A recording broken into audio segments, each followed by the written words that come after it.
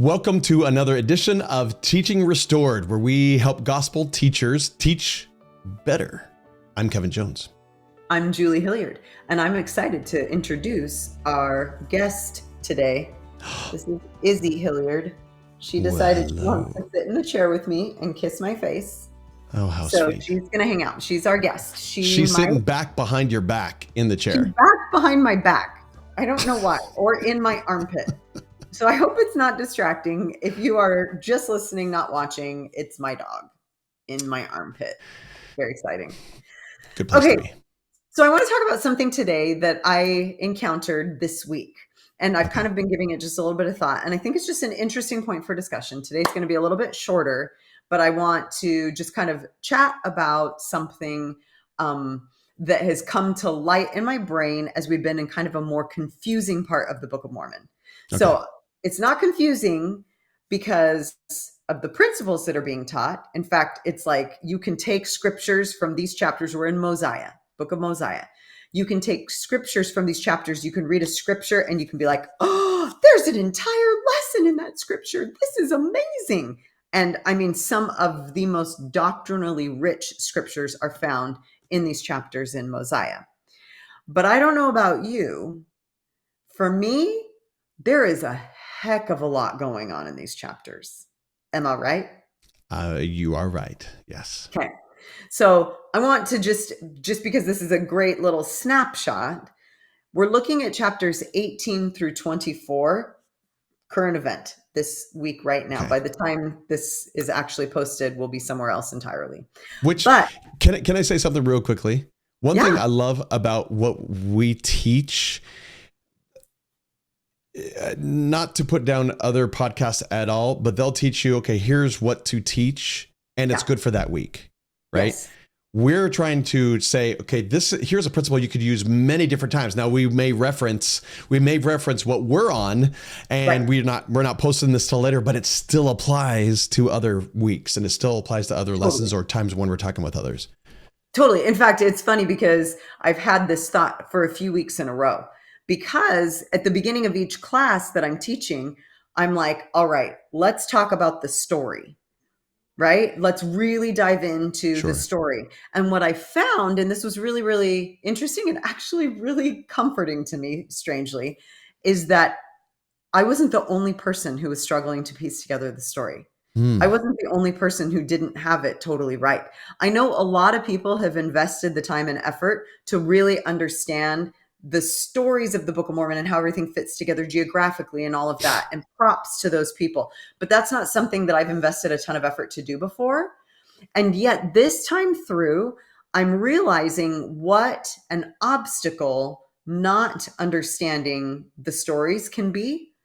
And even more so, what a massive gift really understanding the story can be in terms of how much more you get out of what it is that you're reading, right?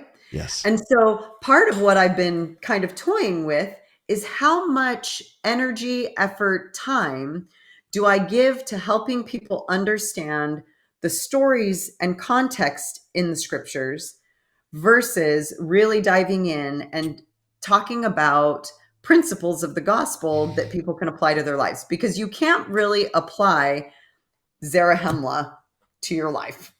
Where is Zarahemla? Is it north or south? Who's the king? Is it Mosiah? Is it Benjamin? Don't know. So that's not going to change your life, right? So let's start by just kind of talking about why would you want to invest in the stories of the Book of Mormon? That's a question for me. That's a question for you, Kevin Jones. Okay.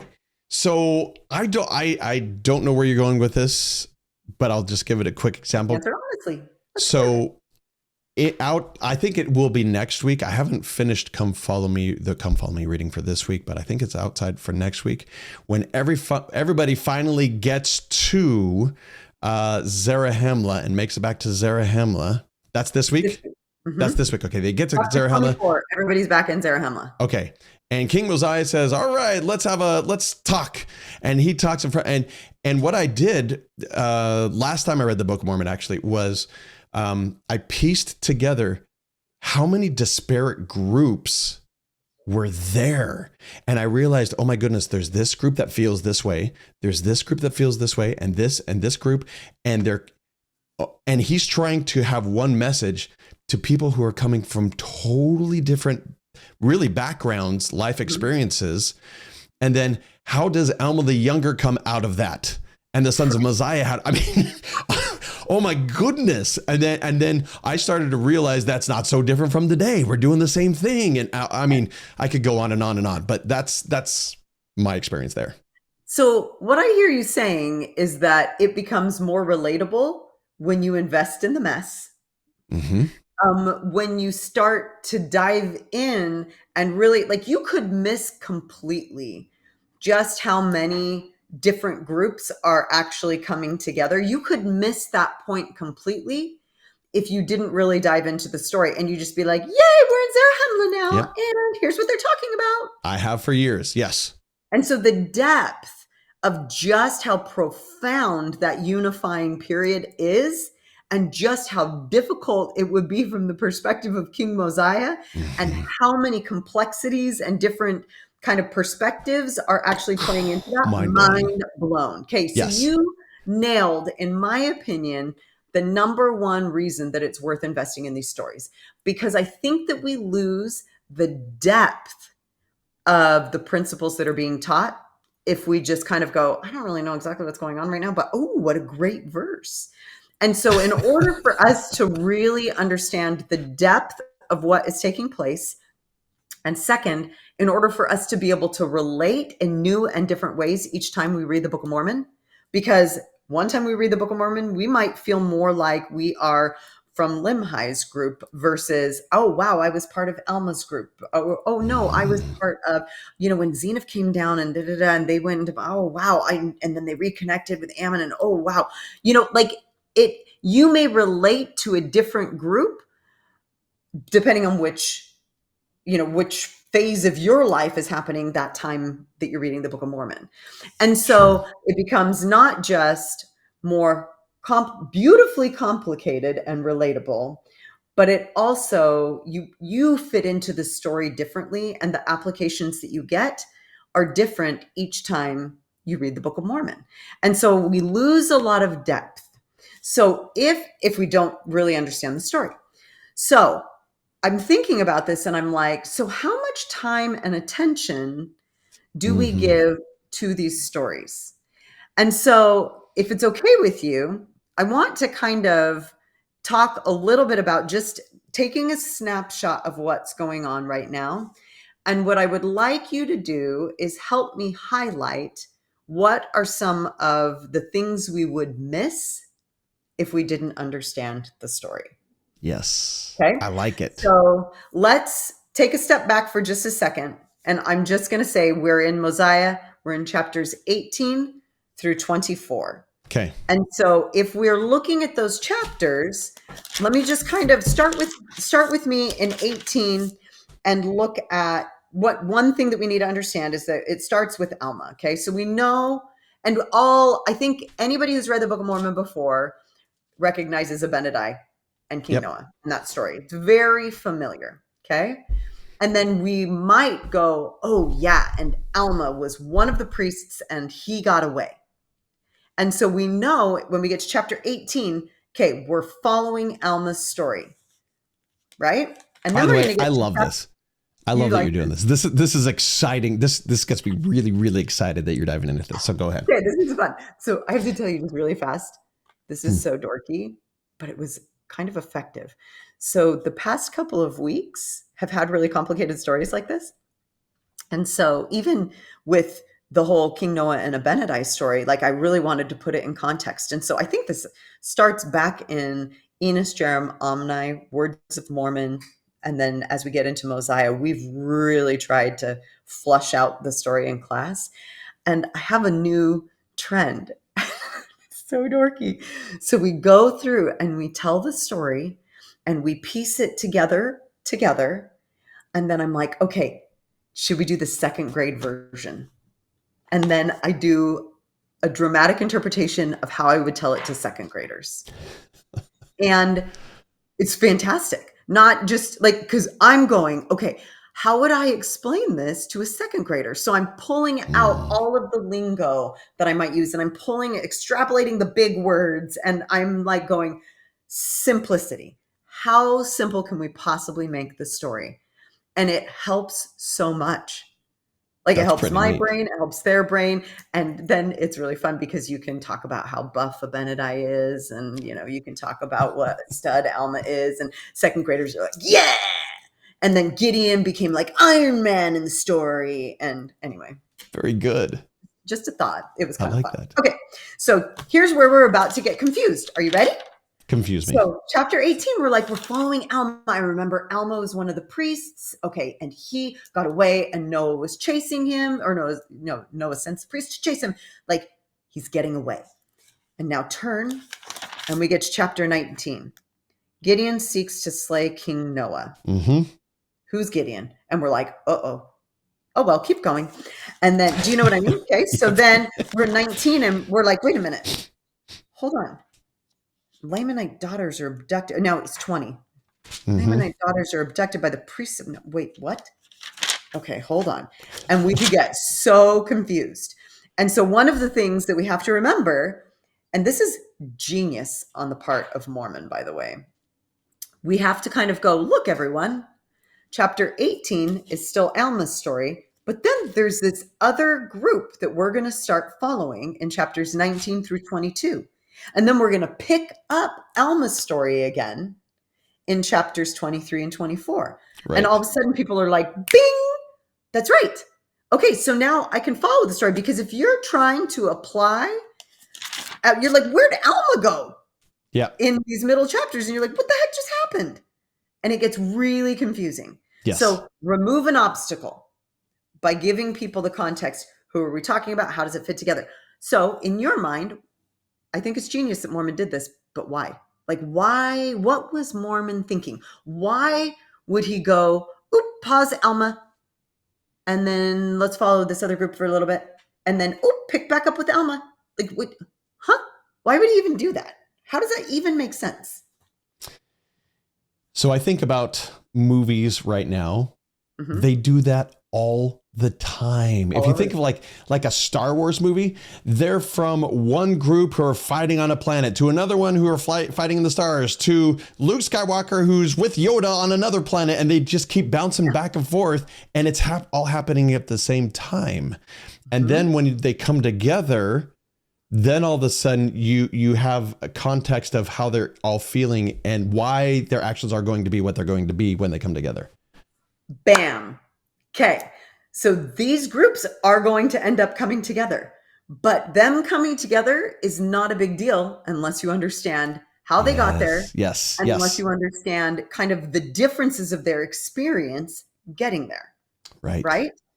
Okay. So now 19 through 22, we've just said, are about, a different group kind of.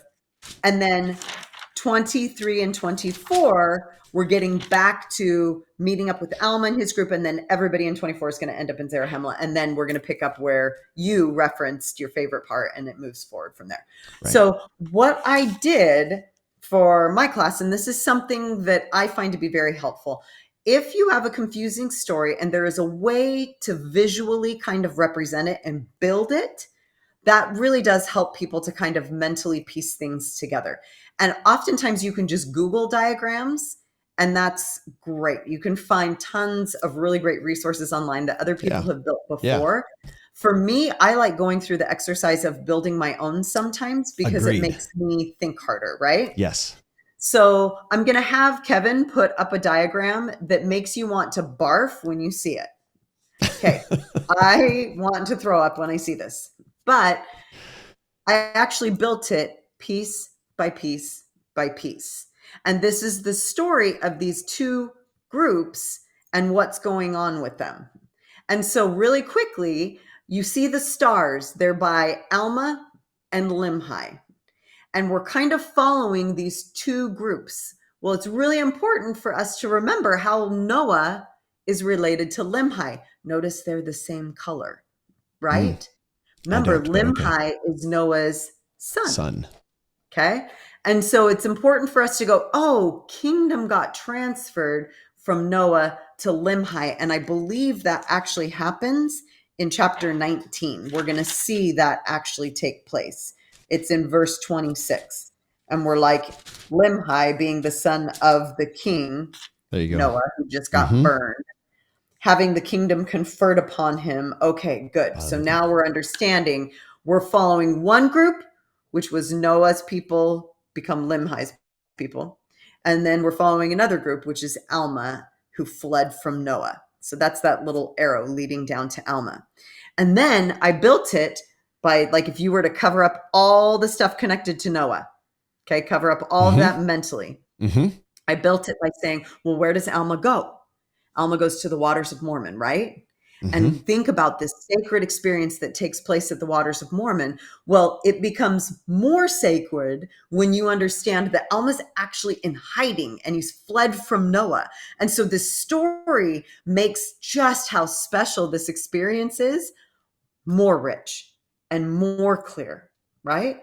And then you read about how they end up fleeing from Mormon, the waters of Mormon, to the land of Helam. And you read about how it feels like they're getting really settled there, like they think that they're going to stay, which makes their departure from the land of Helam to go to Zarahemla even more like, wow, that was inspired. That was absolutely the Lord's plan. They were led, they had the faith to go from this place where they'd set roots. Well, and they were under threat too. Yes. And you kind of go, oh, that's so much more rich and scary and crazy.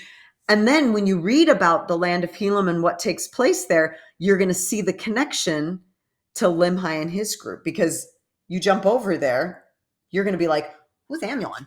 Wait, who's, what? Why are they scared? Huh? And it gets really crazy. So you've got to go, pause. Let's understand what happened to Noah and his group.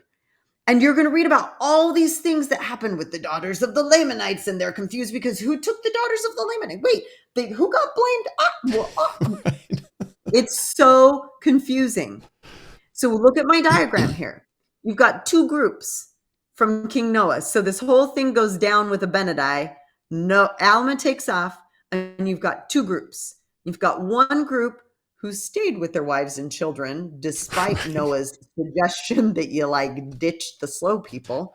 Come on, the wives were like carrying the babies and diaper bags, and like, you know, that they were being the Sherpas for all the toys that their kids wanted to bring along with them and everything else. And the crackers. Yep. So they're a little weighed down. Yep. And yet, stupid Noah is like, ditch them. They're slowing us down. Run. And they ditched. So there's these two groups. Right. One ditched, one didn't. One didn't. And the experience of those that didn't ditch, now all of a sudden you're like, wait a minute, they're in bondage to the Lamanites. And you look at their experience of landing in bondage and you compare it with the experience of the other people in Alma's group that land in bondage. And you're like, all of a sudden going, whoa, they came into bondage in two different ways. And what can we see by comparing the different ways that they came into bondage? Well, what about their experience in bondage? All of a sudden it's going to get way more complicated, because the people that ditched their wives, there's a group of them that regret it and want to go back, right? And then all of a sudden you're like, oh, how would I feel if I was one of the wives that got ditched and all of a sudden my husband comes back? Whoa. So now there's like this lesson in forgiveness, and you see that they have this peace ceremony. And you're like, wow, what does a peace ceremony look like in my life? How do I make peace with someone who's hurt me and accept them? You would have missed that completely. Right? And so I'm going through this and I'm like giving way more detail than I probably need to about this story. So I'm going to just pause for just a second, because like you can piece the rest together. I don't feel like I need to spend everybody's time going through the specifics of this story, though we do need to recognize just really quickly, because when we tell it from a second grade version, we're going to talk about what a super stud Gideon is. Mm-hmm. I've decided that Gideon is, like, we notice from looking at the details of the story that Gideon is also an empath. Like, he goes into these situations, he listens, and then he assimilates all of this information. And he has these insights, not because he spent the whole time talking, but because he spent a lot of time listening. And he's like, oh, they think we took their daughters. Oh my gosh, this is just a big misunderstanding. Right. And he's able to be appeased. See what I'm saying? Right. Like, And okay, so he has to do it quickly because the Lamanites are coming, and he's got to say, no, okay, stop, King. I get what you're saying, but I got to say this real quickly because we're about to be destroyed. And if you don't listen to me now, then I mean, I just actually just realized that this last a couple days ago when I read that, I was like, wow, he had to do this now. This was an urgent thing.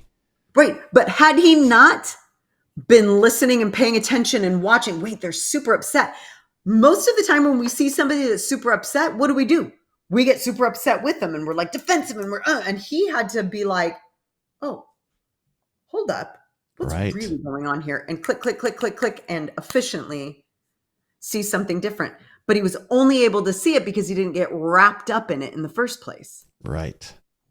Okay, so I've mentioned like a whole bunch of things that along the way we learn from understanding the story. What would you add to it? Like, think a little bit about your understanding of the story. What are some of the lessons that we would potentially miss if we didn't understand the story? And like I said, I've mentioned the lesson in forgiveness. I've mentioned, some of the lessons about Gideon. Like, I've just kind of dropped some of them in as I've gone along. What do you see though? I'm gonna go back a little bit to Abinadi himself. Yes. And with Abinadi, I've always wondered where Abinadi came from. Right. And so I have made up stories in my mind and even written them down of where Abinadi came from. Oh. What I think actually happened is that Abinadi was in the group of Noah and Alma, and Alma and Noah and those guys were best friends. When Noah took over, they became priests, but Abinadi was just out of that realm. He was kind of the nerd of the group and didn't get accepted into it, but he was the nerd because he was more righteous, right? He wasn't following along with that. So he knew those guys and was not doing that. And then if that's true, which I have no idea if it is or not, but I just made up a story, right? If it's true and he goes in front of these people, he knows these guys very, very well. And he has to call them to repentance. And what kind of a story is that compared to some random guy just coming out and calling people to repentance? You're talking to people that you grew up with. Right. And calling them to repentance. That's a totally different story, right? Right. And now all of a sudden think about how much more nervous you would be. Right. Absolutely. But then you have to be bold, right? So you're standing up to them and maybe they bullied you before, but now you're bullying them with the Spirit, or not really. That's one way of putting it. Never ever thought about that phrase, bullying with the Spirit. Yes. Maybe not a thing, but it's, one thing that you're doing is you're saying, okay, where do they come from? And then I like to even expand that and then just make up stories of where could they have come from? What could I'm filling in the details of what I don't. And even from that, I start to learn, wow, that's kind of like me. Cause I'm in that spot as well. Or I've never been in that spot, but that could be a spot that I could be in someday. And he was really brave to be able to do that or whatever it is. But to understand the story and then maybe even fill in more details with possible stories, the insights are incredible. Okay, but is there harm in that? Like, is there harm in... No. Okay, so what I hear you saying is that if the goal is to apply the scriptures to ourselves, we've got to actually be thinking about what it is that we're learning in the scriptures. Yeah. And we learn best through stories. We do. And so part of how these come alive to us is when we take kind of, I'm not saying take creative liberties, but what I am saying is we take kind of some mental liberties. And as we ponder upon the scriptures, part of what we're doing is filling in some of the blanks that exist in our brains. And the way that we connect with them is through stories. And so what were you going to say, Kevin? I So, saw it on your so, face. but we do this already, right? I mean, Right. we are of the generation where we may have set our kids in front of the video cassette where they are watching the scripture, those Living scriptures, living right? scriptures, right? Yeah. They did that.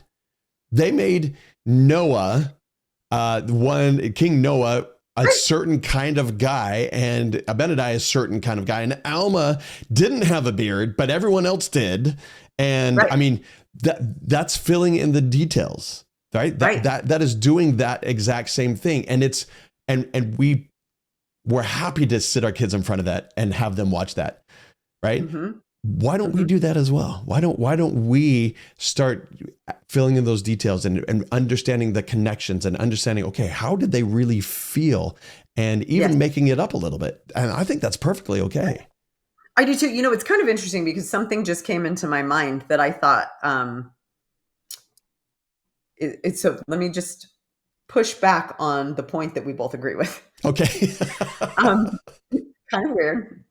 But so there have been times and people that I've heard of that have actually felt deceived because they've come to learn more information about, say, a story from church history than was artistically depicted in the things that Sure. we saw most. So, you know, for example, we now know, and it's common to talk about the fact that at certain points during the translation process, Joseph Smith looked into a hat Correct. versus all of these depictions of him, you know, with a sheet up and like the golden plates in front of him or whatever the case may be. Mhm. And so part of what I think we have to remember in the process of doing this is that we are taking artistic liberties in our own minds in order to bless our lives. Mhm. And that we don't get so married to someone else's interpretation of the scriptures Right. that we miss the meaning for us personally. And Right. so that's part of why I think it's important for us to invest the time and energy in trying to piece together the stories for ourselves so that they A, don't become a stumbling block, but B, so that we recognize that in the process of doing it, just like everybody else, we've kind of had to fill in some blanks. But those blanks that we're filling in, we are filling in hopefully with the guidance of the Spirit because we're being prayerful about how we're approaching this. We will see things that we never saw before in the stories that will help to bless our lives versus allowing the stories to become a stumbling block in and of themselves. Yes. Right? Let me give you a quick example. When last year, my boys and I went camping, and then on our way back, the younger boys fell asleep, and Bryce and my oldest and I were talking about Judas. Yeah. And because we were talking Yeah. about the New Testament, right? So Yeah. we're talking about Judas, and well, what if he was like this? Well, what if he fell because of this way? And all of a sudden we thought, you know what we should do is we should put together a mini series, and each About episode is Judas coming from a different, coming from a different angle and ending totally. up at that spot and seeing the Totally. different, 1,000 different ways that he could have gotten to that spot where he denies Christ and then kills himself afterwards. I mean, Like wow. what are the possibilities, right? Right. And then we start recognizing, oh, I'm kind of like that, aren't I, a little bit? Right. I need to be careful of that. Or, oh, I never thought of that. I see that happening right now in the world. Or so many different perspectives. Right. And I think like it's so interesting because you talk about that just with Judas, for example. Judas becomes alive to you when Yes. you start exploring this, right?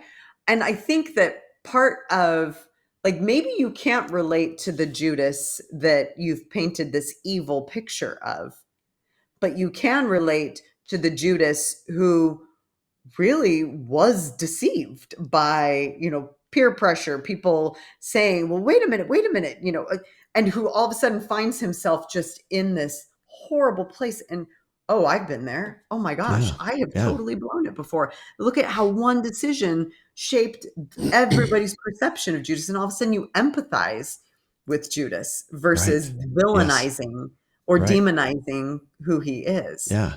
Or maybe Right? he wasn't deceived. Maybe, but he had this one belief that he held on to that was righteous, but taking it too far becomes Oh, unrighteous. And it wasn't a deception thing after all. It was this is the right, way it's got to be. And Christ kind of went away from that saying, no, that's not where I'm trying right. to go. But he's like, but that's where we need to go to lead these people.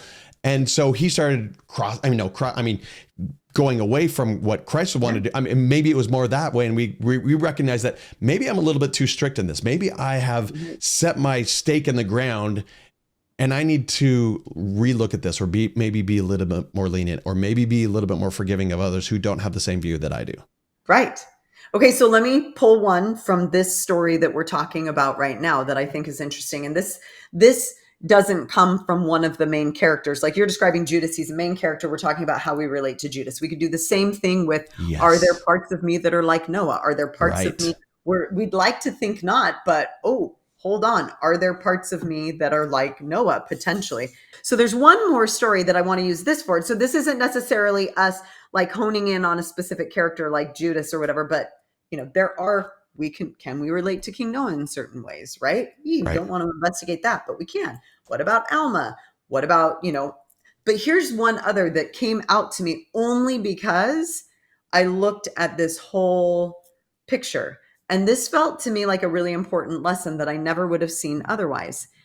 I started to look at the role that making covenants played in their experience while they were in bondage. Hmm. Okay, so you've got these two groups. Both of them end up in bondage to the Lamanites. Spoiler alert, I like it. Alma and his group, Limhi and his group. They come into it differently. Limhi's group has not yet made covenants. So we got a sneak peek earlier in Mosiah to the fact that Ammon, who is going, not Ammon who cut off the arms, Ammon the explorer, Right. Ammon is going to come under the direction of King Mosiah to look for the people that came down 80 years before and were never heard from again. So he's coming down to kind of check on them. He's going to come in contact with Limhi and he's going to start to connect the dots with Limhi. But then we go, pink, pause that story, and we're picking it back up in these chapters.